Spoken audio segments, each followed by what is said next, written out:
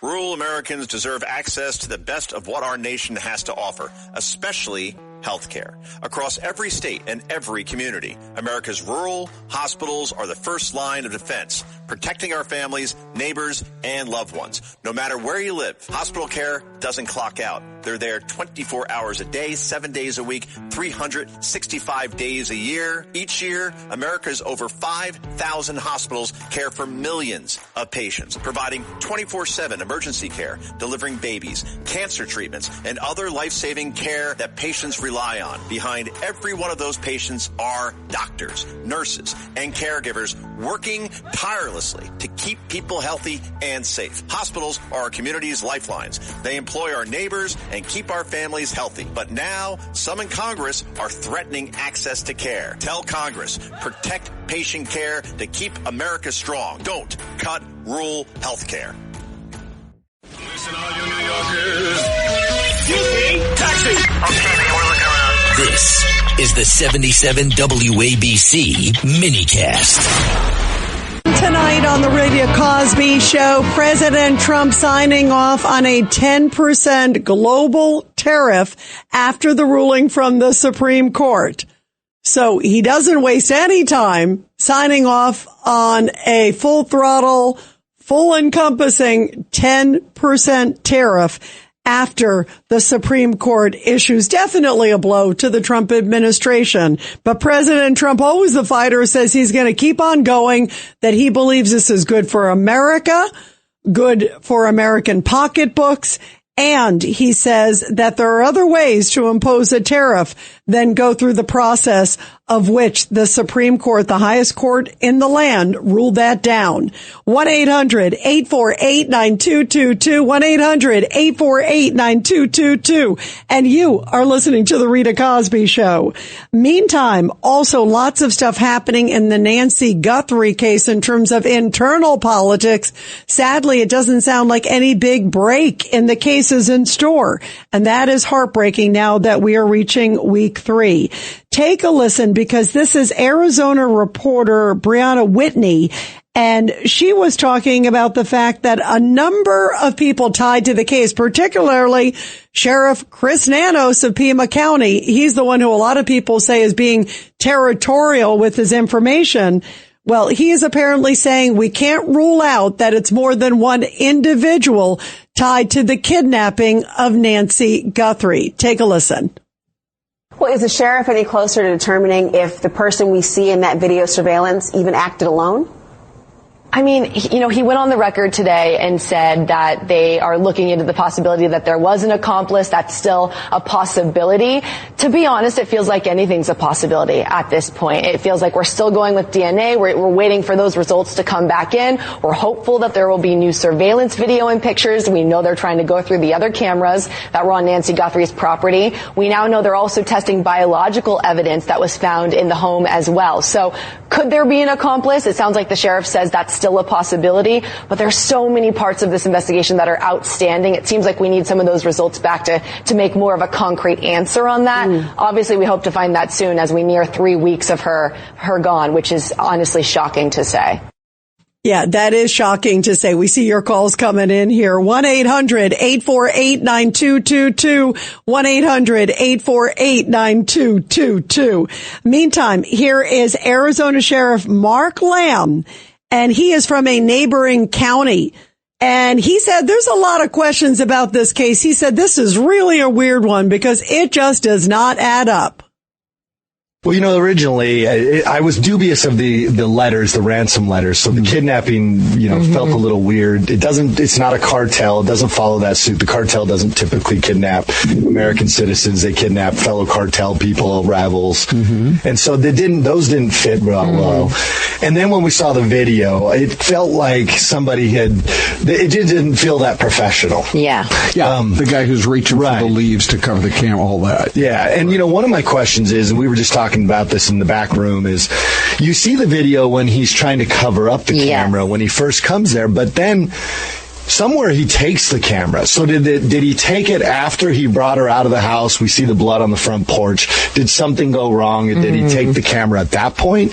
Because up until that point, he hadn't taken the camera. He was trying to use bushes to cover it up. Right. And so now you start to say, well, did something go wrong? And did they then have to remove whatever evidence they could? Which would also explain the non-proof of life and how quiet this case has gone. It is stunning how quiet this case has gone. And that's not good news, obviously, for Nancy Guthrie. It's definitely not good news, obviously, for the family that's just been praying left and right for good news and praying to get any lead that they can. But 3 weeks is not a good sign. I can't believe we're here. I'm still in shock, guys, that it has dragged on this long. I thought with all the effort, all this attention, it would be solved so much quicker. And Sheriff Mark Lamb also says that he believes that this will be solved, and it probably will take an electronic path to pull it together. This is cut number 31. And this is Arizona Sheriff Mark Lamb talking about the role that social media is playing in this case. I think ultimately that will break the case. You'll find these search engines, but you've got to find what channel to go down, what path to go down. Maybe you get that one investigative lead. And then when you start to crack into the digital evidence at their homes, that's when this case will start to unfold. You got those people that were detained. Now, when you get those search warrants are going to be very limited because the judge has very little to work off of. So I imagine the scope was very limited on those houses where they detained those folks. And so maybe they didn't have the ability to take the digital evidence from the home. But digital evidence, I think, will ultimately be what cracks this case. And maybe the DNA. Let's hope it happens soon, because every day is precious. 1-800-848-9222, 1-800-848-9222. Let's go to Susan in Corning, New York on line 1. Go ahead, Susan. Hey there, Rita. I'm just, always all the breaking news on the tariff. But in the meantime, you got to keep an eye on Mandami, his effects of his policies, to raise property taxes. He's at a budget crisis, which may even shut down your New York City government, and God knows what else. Not to mention that you still haven't even cleaned up a snowstorm from almost a month ago. But I just wanted to say, because I know what, I spent some of my youth in the Detroit suburbs, because my dad worked in the auto industry. And,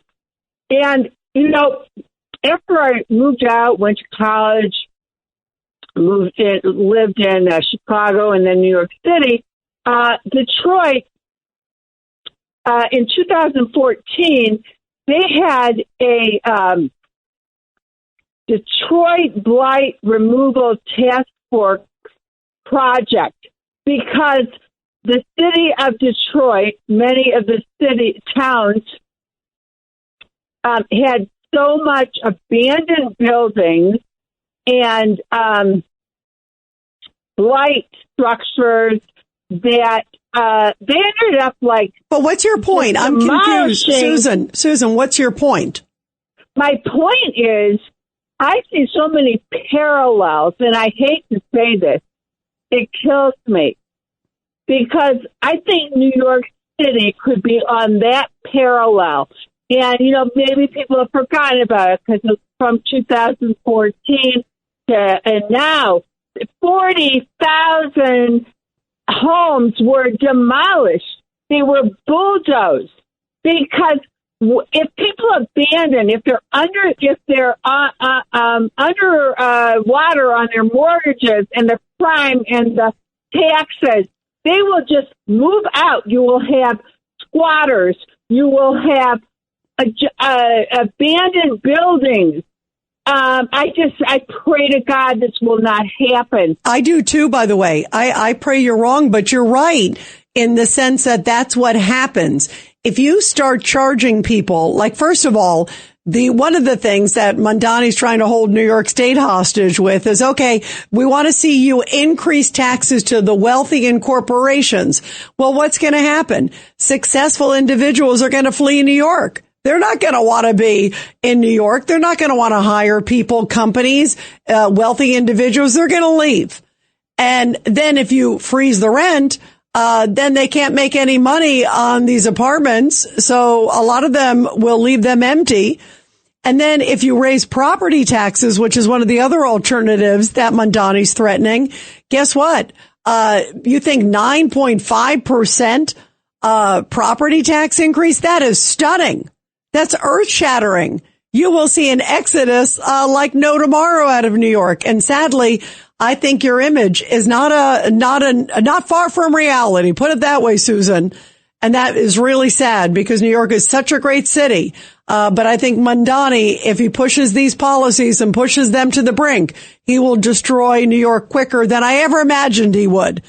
And that's not even, that's his fiscal policies, his ideology creeping in, because in the middle of all this, Susan, he still wants to spend $1.2 billion with a B on migrants.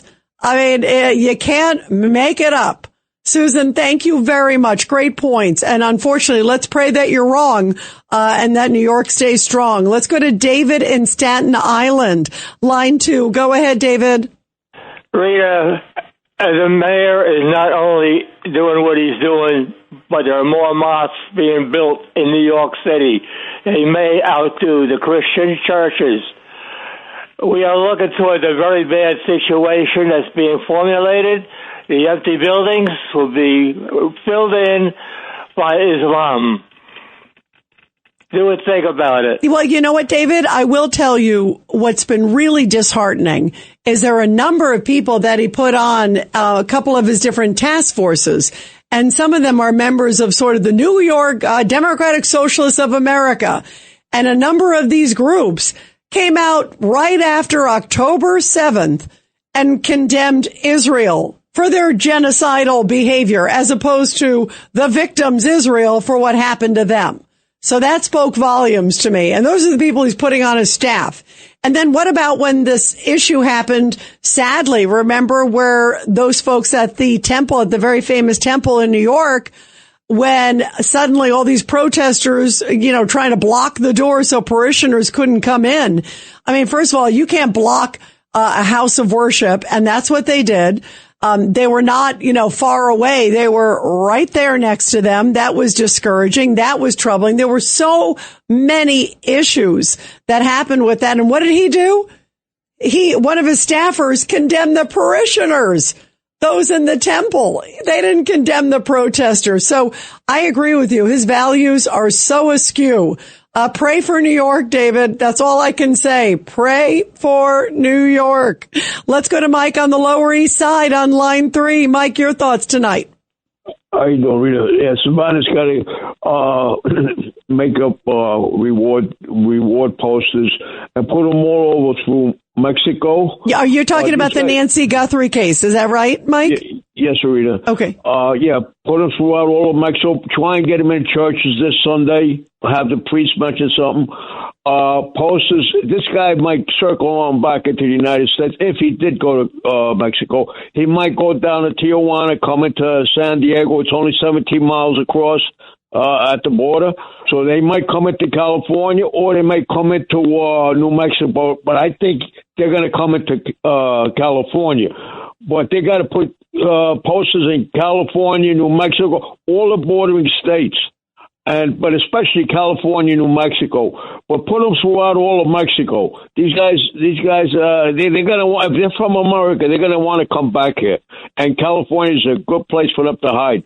But our prayers are with them. But Savannah's got to put a nice picture with her and her mother, maybe with her kissing her mother, because the Mexican people don't put up with crap like this, when they hurt senior citizens. They don't like that, and they will, believe me, they'll come down heavy on them, and they're going to look for them. So, and put a nice number, put a reward if they can, but they got to get these printed posters out, maybe tomorrow. Have printers, caller printers in Mexico all over. Yeah, but Mike, let me ask you, and I agree with you on this to get the word out because it's so close. I have to ask your thoughts. The fact that we're hearing that the FBI or local authorities, it seems like it's local authorities who are in charge of it all. They want to be, and are the allegations are kind of withholding information even from the feds, which if that's true, that's horrible. But that they haven't really signaled to Mexico. They haven't put a quote formal request in. In other words, here it's been 3 weeks. You are, 60 miles from the border. And you haven't put a formal request in with the Mexican authorities. To me, that's one of the first places I would look. Because even if it's not tied to Mexico or cartels, somebody could be bringing somebody from there. Somebody could be taking, Nancy Guthrie across the border, even if they don't have a Mexico tie, just to get her out of the country, knowing that they could slip away a lot easier. I mean, there are so many reasons why that would be one of the first things I would do. And we're hearing that they haven't even, quote, made a formal request. There was a report earlier today, Mike, that the Mexicans were saying, when we get a formal request, we'll be happy to cooperate. But unless they get a formal request, they're not going to cooperate. How is that possible, Mike? Let me ask you that really quick. How is that possible 3 weeks later? I'd be furious.